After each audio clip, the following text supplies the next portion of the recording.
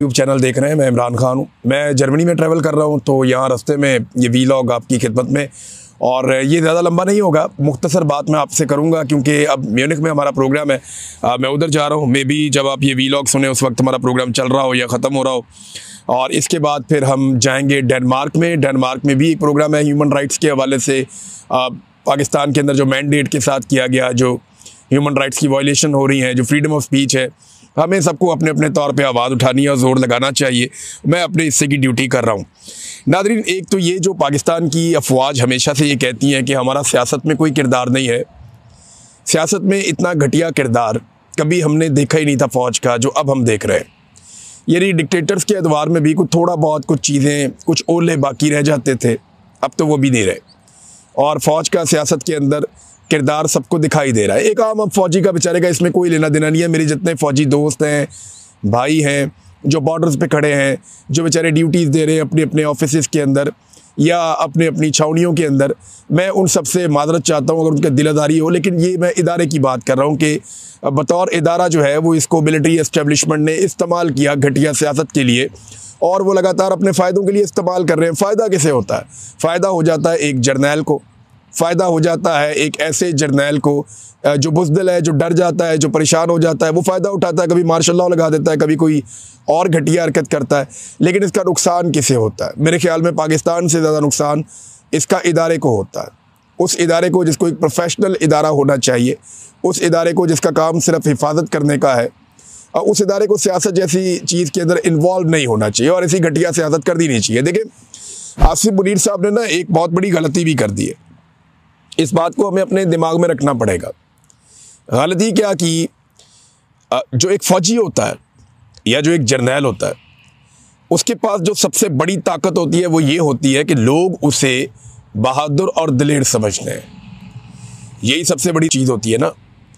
किसी भी फ़ौजी डिक्टेटर के पास या किसी भी फ़ौजी जर्नैल के पास या किसी भी फ़ौजी ऑफिसर के पास जो बाकी लोगों से मुख्तलिफ एक चीज़ होती है, जो उसे बाकी लोगों से अलग करती है, मुमताज़ बनाती है, वो लोगों में उसकी एक मिथ होती है कि ये डरता नहीं है, ये दलेर है, ये बहादुर है, ये मुकाबला करने वाला है, ये सख्त जान है, ये कुर्बानी देने के लिए तैयार हो जाएगा, ये पीछे नहीं हटता, ये डट जाता है, डरता नहीं है। ये फ़ौजी के बारे में अमूमी तौर पर तासुर ये होता है। तो आसिफ मुनीर साहब ने ये जो गलती की, इससे उन्होंने अपनी मिथ तोड़ दी। वो जो एक बहादुरी वाली मिथ है ना, वो उन्होंने खुद ही तोड़ ली अपनी, और ये अपने आप को बहुत बड़ा डैमेज किया उन्होंने। ISPR बेचारा नगमे बना बना के वो थक जाते हैं, वो बहादुरी के किस्से बता बता के थक जाते हैं। फ़ौजी कुर्बानियाँ दे रहे हैं, बॉर्डर पे शहीद हो रहे हैं। इतनी बहादुर फ़ौज का क्या कोई इतना बुज़दिल सपा सलार हो सकता है कि वो इस्तिस्ना मांग ले? कौन सा हमारा मुस्लिम तारीख उठाकर देख ले, कौन सा जर्नैल है जिसने इस्तिस्ना मांगी थी? इस्तिस्ना तो कोई नहीं मांगता। हज़रत खालिद बिन वलीद रज़ियल्लाहु ताला अन्हु का मामला सीधा हज़रत बिलाल आए और वहीं पे हो गया, और जो उनके साथ हुआ वो सारी दुनिया में तारीख की किताबों में लिखा हुआ है। उन्हें माजूल कर दिया गया, हटा दिया गया उनके ओहदे से। क्या उनसे बेहतर जर्नैल है कोई? बेशुमार और मुसलमानों के तो तारीख बड़ी बड़ी है, लड़ने वालों से, जर्नैलों से, बड़े बड़े शानदार लोग थे। लेकिन इस्तिस्ना किसने मांगा था? इस्तिस्ना तो मांगता है डरा हुआ आदमी, इस्तिस्ना तो मांगता है बुज़दिल आदमी, जिसके दिल में चोर होता है। यानी जिसके दिल में चोर नहीं है, जिसे कोई डर नहीं है। यानी मैंने कल एक हॉल में इतने लोगों से पूछा आपको इस्तिस्ना चाहिए? उन्होंने कहा नहीं चाहिए। मैंने कहा जी क्यों नहीं चाहिए? उन्होंने कहा जी इसलिए नहीं चाहिए कि हमने कुछ किया ही नहीं, हमें किसी का खौफ ही नहीं है। लेकिन आपके आर्मी चीफ की वो मिथ, जो एक वो कैरी उनको करना चाहिए था, बदकिस्मती से उन्होंने अपनी ये मिथ तोड़ दी है। फ़ौज की या फ़ौजी की सबसे बड़ी जो ताकत होती है वो उसका दलेर होना, जो लोग समझते हैं कि वो दलेर है, वो होती है।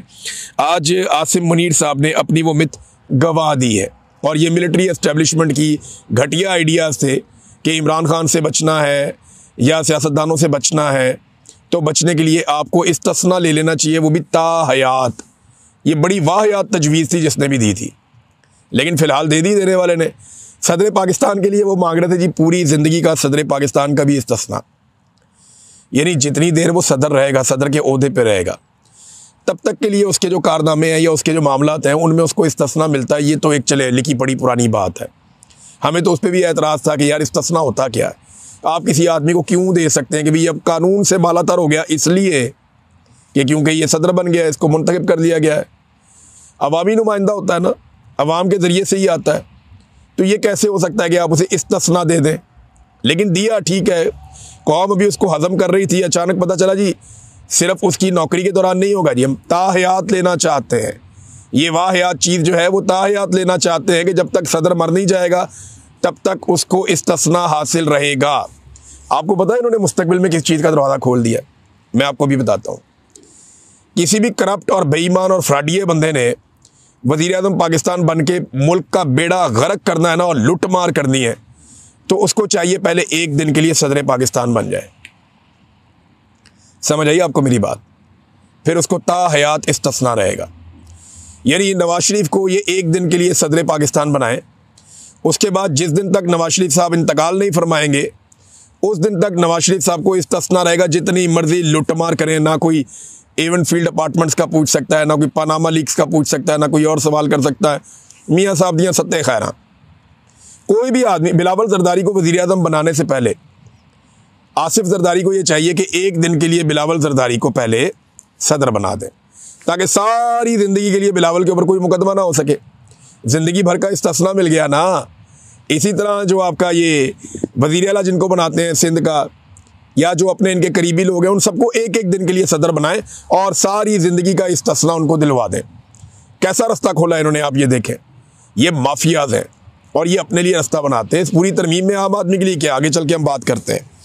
शहबाज शरीफ साहब जनाब आज़रबाईजान से आए और आकर उन्होंने ट्वीट दागा।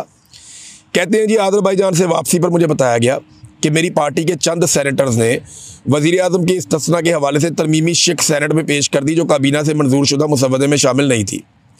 मुअज़्ज़िज़ सेनेटर्स के खलूस का शुक्रिया अदा करते हुए मैंने उन्हें यह तरमीम फिलफौर वापस लेने की हदायत की है। मुंतखब वज़ीर आज़म यकीनन कानून और अवाम की अदालत में जवाबदेह है। एक तो शहबाज शरीफ साहब ने इस ट्वीट में दो बातें बिल्कुल गलत की हैं, फैक्चुअली रॉन्ग है। मुंतखब वज़ीर आज़म का लफ्ज़ जो उन्होंने इस्तेमाल किया, तो शहबाज शरीफ साहब आप मुंतखब वज़ीर आज़म नहीं है। आपको 17 सीटें मिली थी और पाकिस्तान की मिलिट्री एस्टेब्लिशमेंट ने, आसिम मुनीर वगैरह ने, इन सब ने मिलकर आपको इलेक्शन कमीशन ऑफ पाकिस्तान के साथ आपकी सीटों में इजाफा किया। आपको जाली फॉर्म 47 दिलवाए गए, जिसके बाद आपको मिल गया इक़्तिदार। अब आप आ गए इक़्तिदार में और ये जाली इक़्तिदार है और इसके ऊपर आप कब्जा करके बैठे हुए हैं। तो नंबर एक, आप तस्हीह फरमा लें कि आप मुंतखब वज़ीर आज़म नहीं हैं, और ये बात पूरा पाकिस्तान बच्चा बच्चा पाकिस्तान का जानता है। नहीं यकीन आता, बाहर निकलो, पूछो लोगों से, लोग आपको बता देंगे। दूसरा, एक चीज़ और ज़हन में रखें कि इन्होंने कहा कि कानून और अवाम की अदालत में जवाब दे। पाकिस्तान में तो अदालतें ही ख़त्म हो गई हैं, कौन सी अदालत में जवाब दे? क्या किसी वज़ीर आज़म को अब किसी अदालत में जाकर जवाब देना पड़ेगा? इंसानी हकूक़ का मकबरा बना हुआ है सुप्रीम कोर्ट ऑफ पाकिस्तान के बाहर। अमली तौर पे अदालतें ख़त्म हो गई हैं। अब उन जजों पर मुश्तमिल एक आईनी अदालत बनाई जाएगी, जिन जजों को कौन बनाएगा? सियासतदान बनाएंगे। सियासतदानों के चुने हुए पसंदीदा जजेस को इकट्ठा करके एक आईनी अदालत कायम की जाएगी, और वो आईनी अदालत ये वज़ीर आज़म को सुनेगी या उसको अकाउंटेबल करेगी। अदालतें तो बिल्कुल गैर मुअस्सिर हो गई हैं। अदालतों की तो अब टके की औकात नहीं रही। नंबर एक, ना तो आप वज़ीर आज़म हैं, ना इस मुल्क में 26वीं 27वीं तरमीम के बाद कोई अदालतें बाकी बची हैं। ये बात तो कर लें आप क्लियर। दूसरा ना, ये शहबाज शरीफ साहब की और इनकी फैमिली की पुरानी वारदात है। ये पहले अपने लोगों के ज़रिए से एक गेम डालते हैं कि यार ये भी कर दो, मैनू भी सारी ज़िंदगी वास्ते फ़ारिग करा दो, यानी मुझे भी पूरी ज़िंदगी के लिए आप इस्तिस्ना ले दें, मेरे लिए आप ये काम कर दें। तो पहले तो खुद ही वारदात डलवाते हैं, लेकिन जब पता चलता है कि ये वारदात उल्टी पड़ने लगी है तो फिर फौरी तौर पे उल्टे पाँव पीछे भाग जाते हैं। हुआ क्या, कहानी सुनिए। हुआ ये कि जब ये लेकर आए ना तजवीज़, तो इसके ऊपर कुछ सेनेटर्स बैठे, उन्होंने कहा जी तुसी अपना जरदारी बचा रहे हो, तो तुसी अपना जरदारी छड़ा रहे हो कि जनाब ता क़यामत या ता हयात जरदारी साहब को कोई ना पूछे, और जो बाकी सदूर हैं उनको भी कोई ना पूछे, और गवर्नर्स की भी आप तजवीज़ लेकर आ रहे हैं। तो ये जो हरकतें आप कर रहे हैं, तो हमारा वज़ीर आज़म सौतेला, हमारे वज़ीर आज़म को भी इसी तरह की कोई शिक उनकी भी शामिल करें।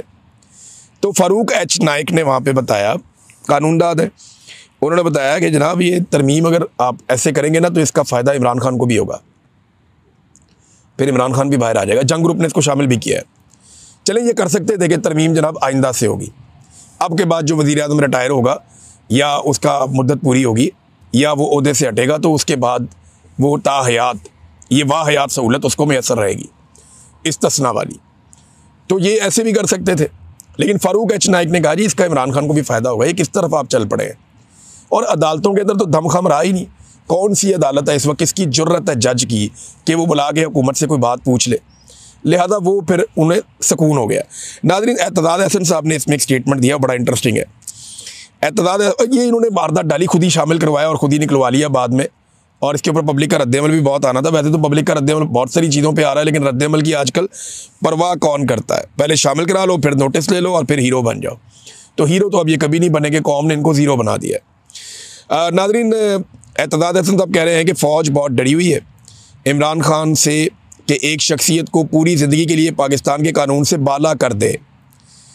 अब तो सदर से भी ज़्यादा मजबूत ओहदा बन गया फील्ड मार्शल का, उनके बारे में कह रहे हैं। ये यूँ नहीं होता, जो नए आते हैं वो पिछले को उखाड़ के जाते हैं। इनका हर मंसूबा नाकाम हुआ है। हर वो कानून और तरमीम जो बिना किसी बहस के पास होती है वो कभी देर पा नहीं होती। ये एतदाद हसन साहब ने भी कहा। अब नाज़रीन, मेरी ना पाकिस्तान के मौलवियों से एक सवाल है। ये ताहिर अशरफी वगैरह जो इस किस्म के मौलवी हैं, मुफ्ती मुनीब हो गया, या जो सरकारी मुल्ला है, मेरा इनसे एक सवाल है और सादा सवाल है कि क्या एक सिपा सलार का इस्तिस्ना लेना ऐन आईनी है या गैर आईनी है? इस सवाल का जवाब देते हैं। मैं मौलवियों से जानना चाहता हूं कि मौलवी मेरी रहनुमाई करें, क्या सिपा सलार का इस्तिस्ना लेना कि वो सारी ज़िंदगी कुछ भी करता फिरे।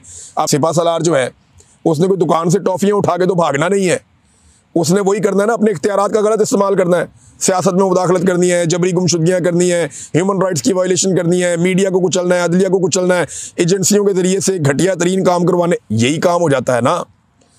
तो मुझे जो पाकिस्तान के हमारे उलमा इकराम हैं वो ये बताएं, या अगर पाकिस्तान से बाहर भी हैं कोई तो वो रहनुमाई करें कि क्या कोई सिपा सलार इस्तिस्ना ले सकता है कि मैं कुछ भी करूं, मेरे ऊपर किसी कानून का इतलाक नहीं होगा, बाकी तमाम पाकिस्तानियों के लिए ये कानून लागू होगा, मेरे ऊपर ये कानून लागू नहीं होगा। ये ज़रा मौलवी हजरात मुझे बताएं जो बहुत उछल उछल के तकरीरें करते हैं, ख़ास तौर पे ताहिर अशरफी, मुफ्ती मुनीब, और हमें रहनुमाई अगर दें जो बहुत बड़े हमारे जामिया बनूरिया के जो आलम दीन हैं वो हमें बता दें। बहुत सारे और मुफ्ती रागिब नईमी साहब हैं वो बता दें, और बहुत सारे दोस्त हैं जो बताना चाहें वो ये बताएं कि जनाब इस इस्तिस्ना को होना चाहिए या नहीं होना चाहिए, और इसके ख़िलाफ़ कोई अगर आवाज़ उठानी है तो फिर मौलवियों को भी आवाज़ उठानी चाहिए। एक और बड़ी इंटरेस्टिंग चीज़ नाज़रीन हो रही है, और वो इंटरेस्टिंग चीज़ पता क्या हो रही है? सोशल मीडिया के ऊपर ना पाकिस्तान के बहुत सारे सहाफ़ी, बहुत सारे एक्टिविस्ट और आम जो सारिफ हैं वो निकाल के ना जर्नैलों की और डिक्टेटरों की दास्तानें फील्ड मार्शल साहब को सुना रहे हैं। इस वक्त उन्हें सुनाई नहीं देगा, रिटायरमेंट के बाद उनके पास बहुत टाइम होगा, जब वक्त बदलेगा तो उनके पास बहुत टाइम होगा, तब ये मवाद देखते रहें। लेकिन लोग निकाल के सुना रहे हैं और दिखा रहे हैं कि जनाब ये डिक्टेटर था, देखो इसकी क्या हालत हुई, ये डिक्टेटर था, इसकी क्या हालत हुई। पाकिस्तान में चारों डिक्टेटर्स के साथ क्या हुआ, और उसके बाद से लेकर अब तक दुनिया में जो डिक्टेटर्स हैं जिन्होंने कवानीन अपने मुताबिक बदल लिए, जिन्होंने सारी सहूलतें हासिल करके ताकत सारी अपने पास इकट्ठी कर ली, उन तमाम डिक्टेटर्स की क्या दुर्गत बनी और उनके साथ क्या हुआ, ये सारा कुछ जो है ये उनको बताया जा रहा है, रिकॉर्ड के ऊपर रखा जा रहा है। एक और इंटरेस्टिंग बात कि शहबाज शरीफ ने तो जनाब बड़ा हीरो बनने के चक्कर में ना, और सामने आ गए जनाब कोई मसला ही नहीं है, मुझे इस्तिस्ना नहीं चाहिए। तो शहबाज शरीफ साहब को एक सवाल है कि अगर आपको इतनी गैरत आ गई है या आपको लगता है कि ये आपकी गैरत गवारा नहीं करती कि जवाबदेह होना चाहिए, तो क्या सदर पाकिस्तान को जवाबदेह नहीं होना चाहिए? क्या पाकिस्तान के एक सरकारी ऑफिसर को जिसका 22वां ग्रेड है, वो आर्मी चीफ है, उसको जवाबदेह नहीं होना चाहिए? मेरा ब्यूरोक्रेसी से सवाल है और बाकी सारे इदारों से कि अगर आप सारे जवाब देते हैं तो ये क्यों नहीं जवाब देते? यानी आसिम मुनीर साहब को जवाब देने में ऐसा क्या गलत किया आसिम मुनीर साहब ने कि वो आप जवाब नहीं देना चाहते? सवाल तो ये है ना कि आपसे ऐसी कौन सी गलती होगी या आपने ऐसे कौन से गलत काम किए जिनकी वजह से आपको ये इस्तिस्ना लेना पड़ रहा है कि मुझे कोई सवाल ही ना करे, मुझे जवाब ना देना पड़े। बाकी सारा पाकिस्तान जवाबदेह है और आप अकेले जवाबदेह नहीं है। एक तो उलमा जो है वो इसके बारे में बताए, और दूसरा क्या जिस तरह शहबाज शरीफ साहब ने मुजाहरा किया जुर्रत का कि जनाब मैं नहीं लेता इस्तिस्ना, ऐसे क्या फील्ड मार्शल ये जुर्रत का मुजाहरा करेंगे और जरदारी साहब जुर्रत का मुजाहरा करेंगे? देखिए मेरी राय में ना इस वक्त आसिम मुनीर साहब को ना खुद 3 चीज़ें ख़त्म कर देनी चाहिए। नंबर एक, उन्हें इस्तिस्ना से दस्तबरदार होना चाहिए कि मुझे नहीं चाहिए। नंबर दो, जो ताहयात मुराआत है उससे भी उनको दस्तबरदार होना चाहिए कि मुझे नहीं चाहिए। नंबर तीन, जो उनको निकालने का तरीक़ाकार बदला जा रहा है वो भी उनको दस्तबरदार होना चाहिए कि मुझे नहीं चाहिए। वरना पता है क्या, लोग उन्हें तारीख़ में एक बुज़दिल जर्नैल के तौर पर याद रखेंगे। और मेरा नहीं ख्याल कि एक जर्नैल बनने का आपको कोई फ़ायदा होता है अगर आपके साथ ये लफ्ज़ लग जाए तो इस एक टैग से बचने के लिए, देखिए ना, आज आप आर्मी चीफ़ हैं, आपकी मौज लगी हुई है, सारे आपको अच्छी अच्छी बातें सुनाते हैं, इधर से आता है कोई सलूट मारता है, कोई उधर से आता है सलूट मारता है, जो आता है अच्छी से अच्छी कहानी सुनाता है। आपकी गेम चुक के रखी हुई है आज सारों ने, लेकिन एक वक्त आएगा फिर आप ये नहीं रहेंगे जो आप आज हैं। तो उस वक्त लोग आपको तारीख़ में क्या याद रखेंगे? आप तारीख़ में अपने आप को एक बुज़दिल आदमी के तौर पे क्यों याद रखना चाहते हैं? अगर आपने कुछ गलत किया, आपको जेल काटनी पड़े तो काटें जेल। लोग आपको दलेर आदमी, तो देखें परवेज़ मुशर्रफ अब दुनिया में नहीं है, लेकिन लोग उसको बहुत बुज़दिल आदमी नहीं समझते थे। लोग कहते थे ठीक है यार, बुज़दिल नहीं था वो उस तरह से। लेकिन जो आप कर रहे हैं कि मैं बच जाऊं, मैं अदालतों में ना जाना पड़े, मेरे ऊपर कोई केस ना हो जाए, मुझे कोई सवाल ना पूछ ले, या ये ह्यूमन राइट वायलेशन मेरे आगे ना आ जाए, वो देखें पाकिस्तान में नहीं आएंगी, पाकिस्तान से बाहर आ जाएंगी। दुनिया बहुत बड़ी है, बैन अवी सतह पर भी लोग केस कर सकते हैं। तो ये आर्मी चीफ को खुद ये ख़त्म कर देना चाहिए मामला, वरना तारीख़ उन्हें कोई अच्छे अल्फाज ये या अलकाब से याद नहीं रखेगी। नाज़रीन, हम बहुत सारे लोगों को सहाफ़ी समझते रहे, वो पता नहीं क्या निकला है, मैं तो हैरान होता रहता हूँ। सुहेल बड़ाई साहब का आप ये सुने, वो कहते हैं जी आइन जामद नहीं होते, उन्हें वक्त के साथ साथ बदलना पड़ता है। तो बड़ाई साहब आपकी बात ठीक है, आइन को वक्त के साथ साथ बदलना पड़ता है, लेकिन आइन को शख्सियात के लिए ज़रूरत के साथ साथ नहीं बदलना होता। वक्त के साथ आप आइन को तब्दील कर सकते हैं, ज़रूरत के साथ तब्दील नहीं कर सकते। आइन कोई कमोडिटी नहीं है।